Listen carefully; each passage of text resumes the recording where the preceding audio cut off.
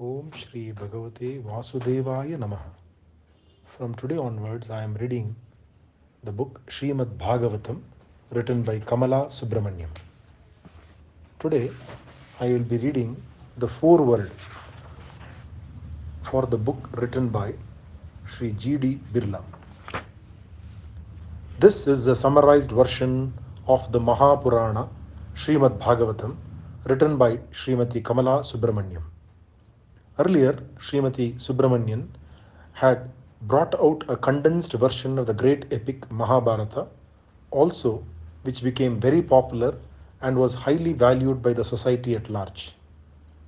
While summarizing the Mahapurana, Srimati Subramaniam has omitted only the ornamentations and decorations, usual in all Sanskrit literature. She has uncompromisingly kept intact the solid hard core of the Mahapurana. Not only she has taken no liberty with the essentials of this sacred book, but in fact has brought them out more prominently in a language which is as simple as it is appealing.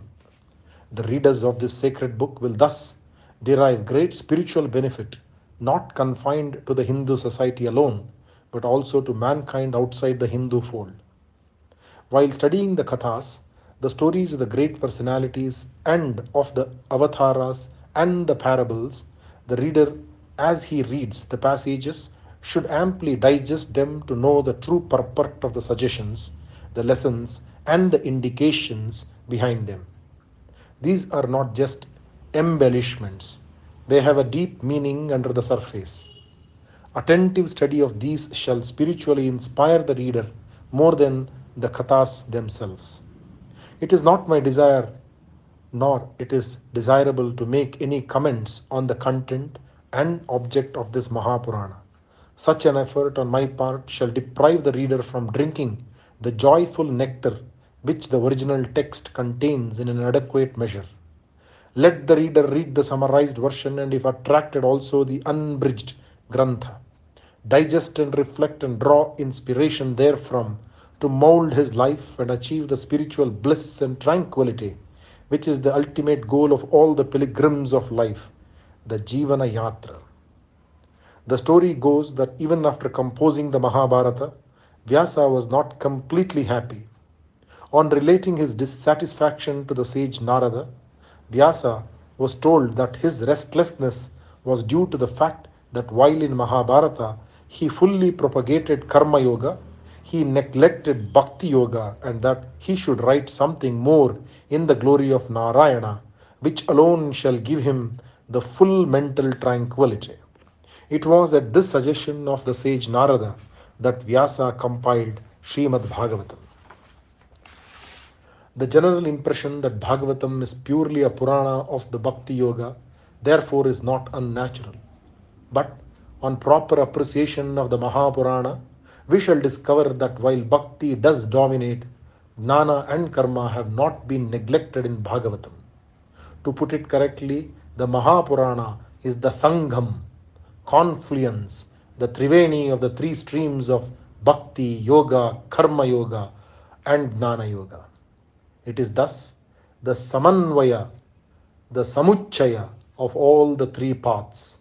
This Samanvaya is beautifully brought out by the Lord in Gita, chapter 4, stanza 10, where he states, Vitaraga Bhayakroda Manmayamanu Mupat Shritaha Bahavo Gnana Tapasa Puta Bhadra Bhava Magataha.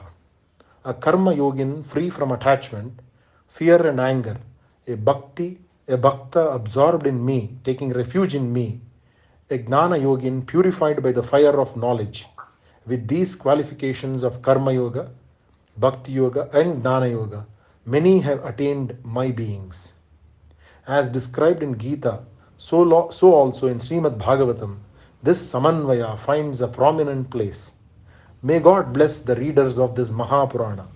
My congratulations and sadhu vada to Srimati Kamala Subramaniam for this Punya Karya, a virtuous and meritorious act.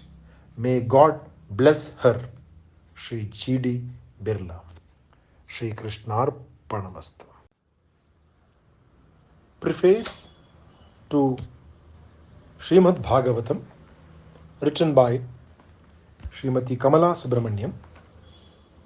Om Namo Bhagavate Vasudevaya. Some years back, I made an attempt to narrate the story of the Mahabharata.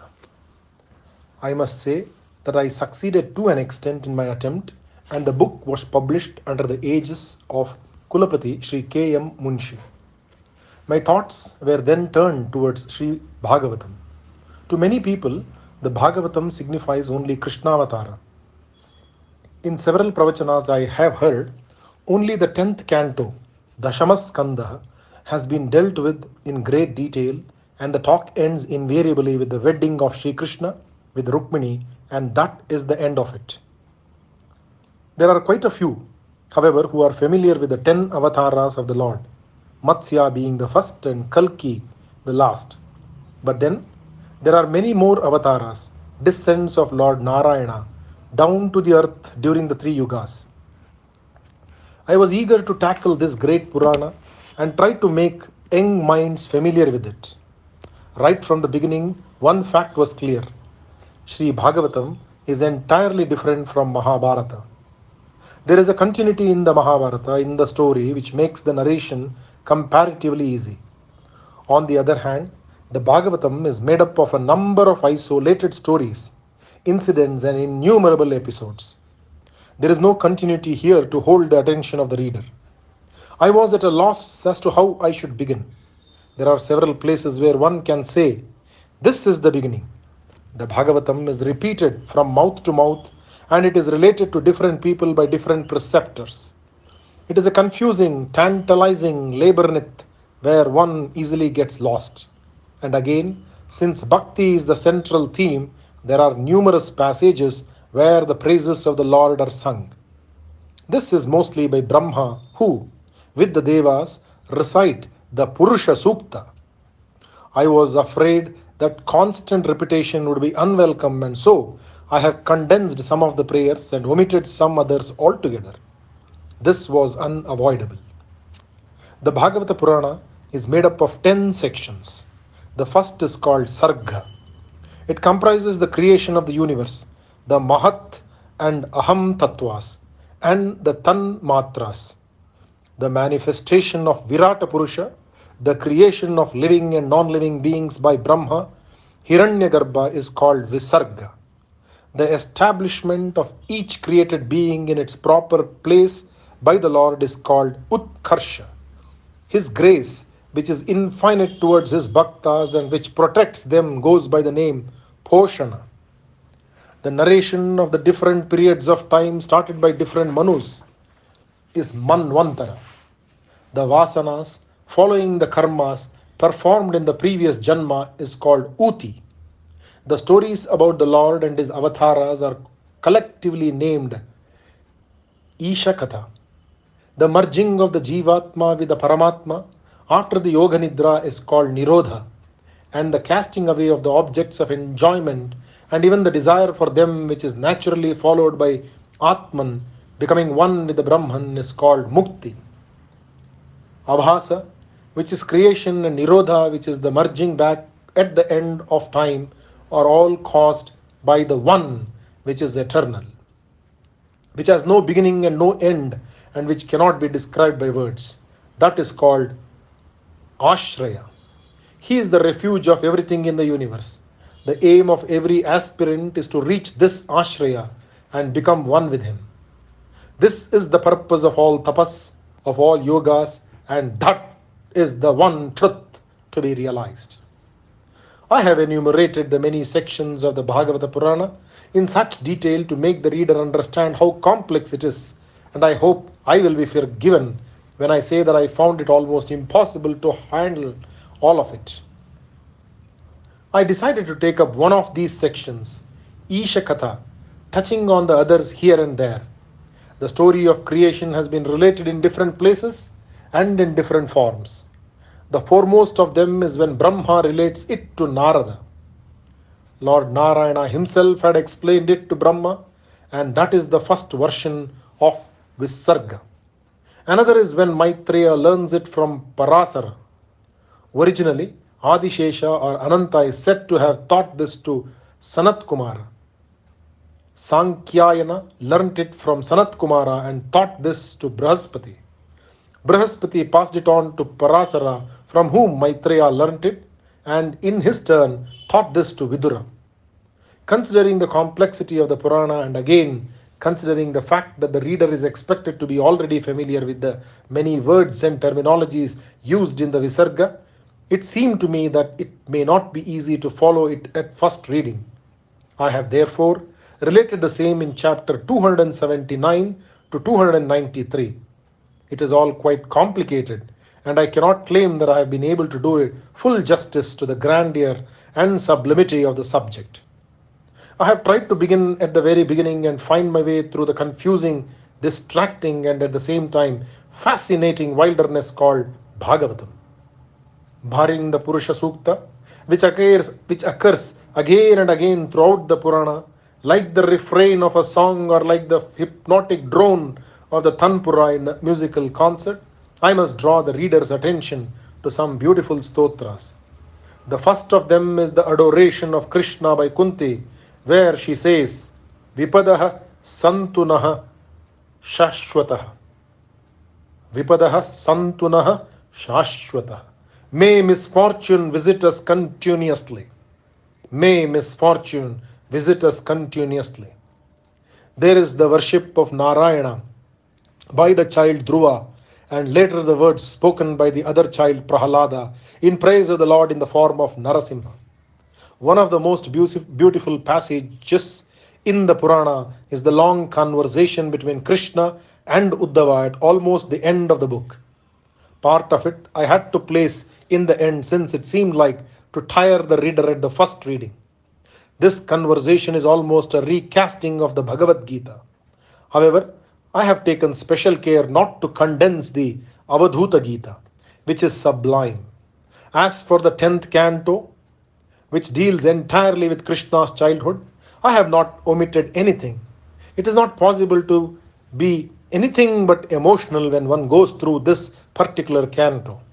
As for the esoteric significance of several controversial incidents in the 10th canto, I have not ventured into that field. My work has been just the narration of the incidents. Kapila Vasudeva's teaching to his mother Devahuti are in the main book, but the Sankhya on which Kapila has elaborated has been placed in the end, since it is quite tough. I have tried to elucidate it, but I do not know how far I have been successful in the attempt. The glossary has been complied with great care. It has become quite voluminous, but it is essential that the meanings of the words should be given, or else, for those not quite familiar with the phraseology of the Purana, it will not be very easy to follow the narrative.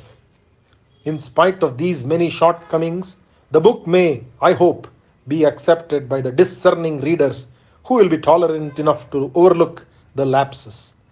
It goes without saying that this is not a literal translation, but an attempt to relate the story of the Lord of Narayana and the many forms he donned to establish dharma on the earth.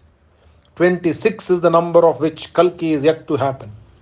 Krishnavatara is the Purnavatara, and to lead the thoughts of the readers towards these many appearances of the Lord has been my desire, and if the youngsters who read this book become interested enough in the Purana to try and read it in the original, my purpose will be served.